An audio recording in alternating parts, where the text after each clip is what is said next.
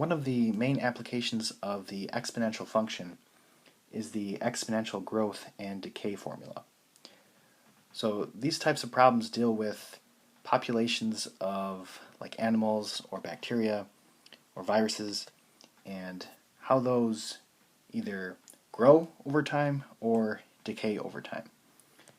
And if you have to take a science course like biology or chemistry, then you'll probably see this formula and these types of problems again. So A is equal to the population at time t. A0 is the initial size of the population. T is your time. And K is the relative rate of growth or decay. Now, this is going to be a positive number if they say growth, and a negative number if they say decay. If K is not known, then we have to do a little bit more work, but I'll talk more about that when it comes up. So I need to identify all of my information in the following problem. So it says a fox population in a certain region has a relative growth rate of 8% per year. It is estimated that the population in 2018 was 18,000.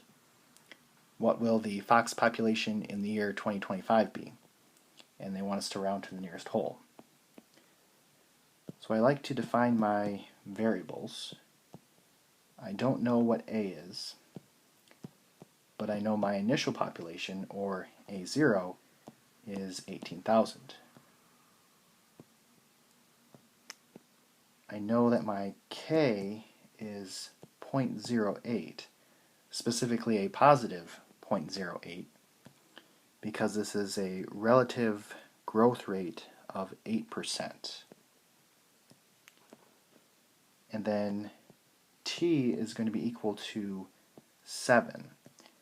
Now it's going to be equal to 7 because they're looking for 2025, and that is 7 years past 2018, which was our start time. So if you want to make some notes here, that could be helpful. So this is positive because this is a growth problem. And this is 7 because it's years after 2018. Okay, so now I need to plug these values into my formula. So A is equal to 18,000 times E raised to the 0.08 times 7. So A is equal to